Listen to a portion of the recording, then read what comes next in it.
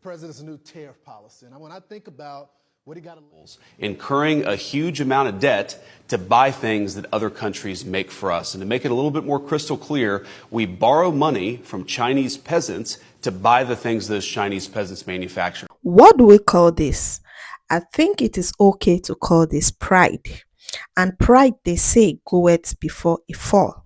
So the Vice President of the United States of America had an interview, a Fox News interview, where he made mention of something saying we borrow money from Chinese peasants to buy the things those Chinese peasants manufacture. And this particular statement he made stirred a lot of controversy on social media. The Chinese people didn't take it lightly. They have come out to explain to him what that word means to them. And of course, the Chinese officials also labeled the comments as ignorant and disrespectful. And the Chinese people also made him to understand the level of technology they have in their country. So guys, welcome to today's video. If you are new to this space, kindly subscribe to the channel, like the video, share, leave your thoughts in the comment section. In today's video, we are going to be looking at various reactions of the Chinese people coming out to criticize what the vice president has said. So let's dive right into this video. the president's new tariff policy. And when I think about what he got incurring a huge amount of debt to buy things that other countries make for us. And to make it a little bit more crystal clear, we borrow money from Chinese peasants to buy the things those Chinese peasants manufacture. That is not a recipe for economic prosperity. It's not a recipe for low prices, and it's not a recipe for good jobs in the United States of America. 中方对中美经贸关系的立场已经讲得很清楚了。听到这位副总统说出这样无知又缺乏礼貌的话，令人诧异，也感到悲哀。 China is fully prepared to fight to the very end because the world is big enough that the United States is not the totality of the market in the world. So if the United States wants to go in that direction of completely shutting itself out of the China market, be my guest. Yeah, and China will lose the US market, which, as I've said, is 15%. We don't care. We don't care. China has been here for 5,000 years. Most of the time, there was no United States, and we survived. Right. And if the United States wants to bully China, we will deal with the situation without the United States. And we expect to survive for another 5,000 years. When you hear Donald Trump say China wants a deal, it just doesn't know how to go about it. They're proud people. JD Vance talks about Chinese peasants. What do you make of their conduct in this respect? If JD Vance thinks that he's dealing with the peasants in China, and I'm proud to be a descendant of the peasants, most of us are descendants of the peasants anyway, that's our tradition. We are farmers before. But now we are one of the leading industrialized economies in the world. So I'm sorry, JD Vance doesn't know what he's talking about. And therefore, I don't think there will be China-US dialogue unless the United States changes its attitude towards China. Deal with China as it is. Show respect to China. Show respect to the Chinese people. And don't try to impose your prejudice and biased view about China or about the rest of the world. We borrow money from Chinese peasants to buy the things those Chinese peasants manufacture. Wait, peasants? Okay, we're indeed peasants. Let me show you what we peasants are really like. So this is what us peasants eat. And this is our peasants' transportation. And this is how we peasants live. At last, this is our peasants' heritage. So maybe President Vance should just come see for himself. Us peasants are always welcoming, not just for him, but for all of you interested in China too. So comment below, who do you think the real peasants are? Share this if you think it's time for a reality check. Mr. Vance, you called Chinese people peasants. Let me tell you what that word means to us.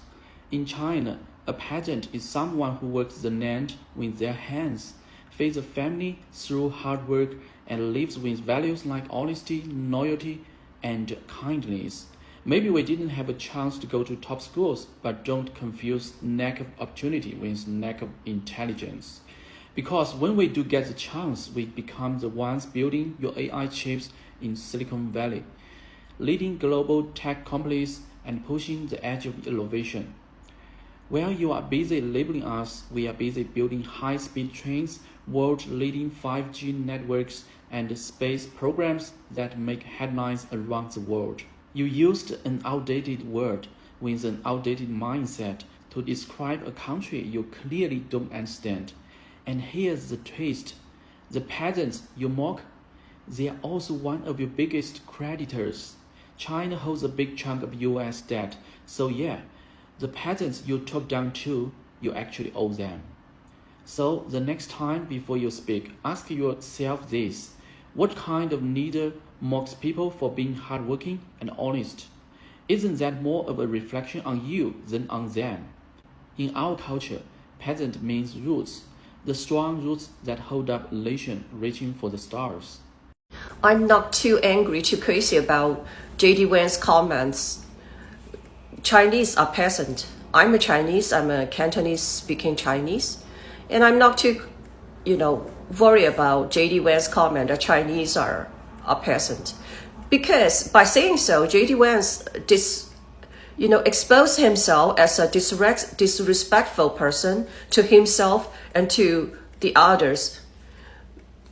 The farmers, he say farmers are peasants. He even insult the farmers who bring food to his dining table. So I don't really worry about JD Vance chanting or ranting the Chinese are peasant. Given the Chinese have 5,000 years history with so much achievements in arts, music, painting, and all kind of things, the foods, the culinary, and the philosophy. And JD Vance still think all the Chinese are peasant. And what really stands out is he really looked down to our farmers, and he believes farmers are the same as peasant if he is angry enough to call them. So that's my my thoughts about JD Vance insult Chinese are peasant. By saying so, actually he make enemies with the entire Chinese ethnic group.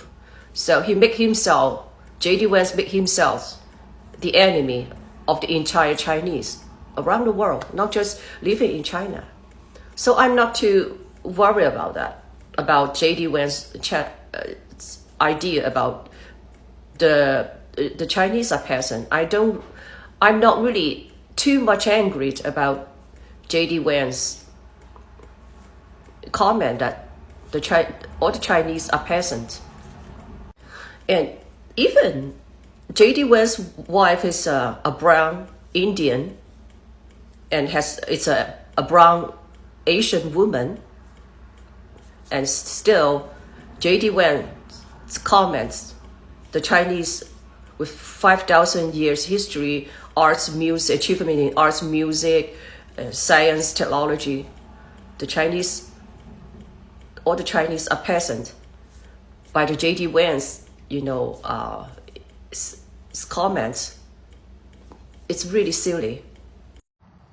Oh, I'm not offended. I think a lot of people are not offended because, in case you don't know, China is an agricultural country, and a lot of us are descendants of farmers and descendants of peasants, and that's totally fine because in our value system, we praise hardworking people, and the farmers are the people who is the foundation of the country. It's the foundation of people because they grow food. So I am not offended. Sorry. How do you feel when JD Vance called you a peasant? I didn't feel anything because I don't know this person. Okay. And then he's the vice president of America. So he's just some kind of silly guy. Oh, okay. That makes sense. Are you a peasant? Yes, I'm a peasant. I'm from the countryside, and my hometown is actually a village, so I don't mind if they call me a peasant. Oh, cool. What car do you drive? Mercedes Benz.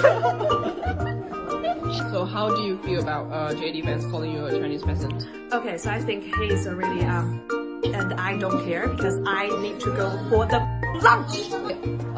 When he called you a peasant, like, how do you feel about it? Well, I feel I am a peasant. You can find from my language, right? I speak English. That's what a peasant does. You just insult like the rest of the world. I don't know. As rude as JD Vance. I'm not offended. So this decided to call China peasants. Meanwhile, the United States is literally going through a tariff war with them, but he wants to insult them. If you missed how this said it, listen to this. Incurring a huge amount of debt to buy things that other countries make for us. And to make it a little bit more crystal clear, we borrow money from Chinese peasants to buy the things those Chinese peasants manufacture. That is not a recipe for economic prosperity. It's not a recipe for low prices, and it's not a recipe for good jobs in the United States of America. So we're going to insult that make majority of the shit that we get into the USA. If that's the case, why not insult old Donny Boy? Because he said day one prices was going to be lowered. Like, I just don't understand how these get away with this shit. JD Vance is the vice president of the United States, but he calling other peasants. Meanwhile, you on a golf course fucking chance that they can get and already spent $26 million. But as I always say, this is who y'all voted for. The Chinese people are not here to play.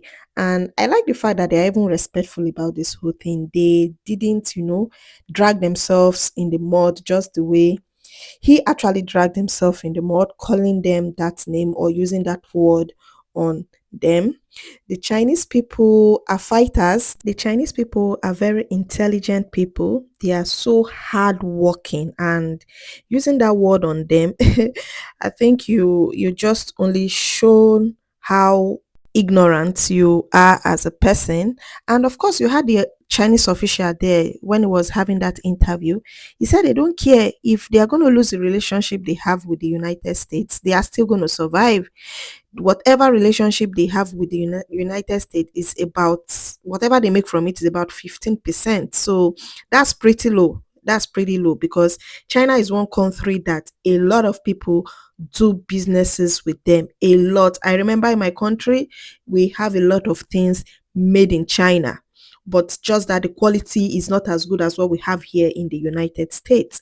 And the man made it clear to them. He said, China has been here for 5,000 years. And these are people that they've been able to keep their culture, their culinary. They've got everything. If there's anything this trade war has cost, the trade war between the United States and China, it has only given us a lot of exposure about things we never knew. Of course, we've had the luxury brands where they produce most of these things are from China. They only take these things back to their countries. They do the packaging and just one or two things before they push them out there for people to buy.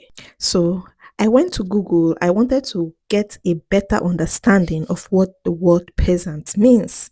And I got quite a number of things I would want us to look at. The word peasant means a poor farmer of low social status who owns or rents a small piece of land for cultivation, chiefly in historical use or with reference to subsistence farming in poorer countries.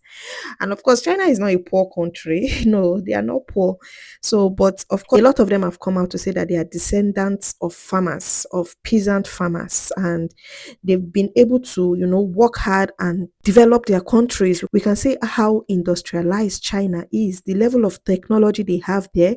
We don't even have it here in the United States of America.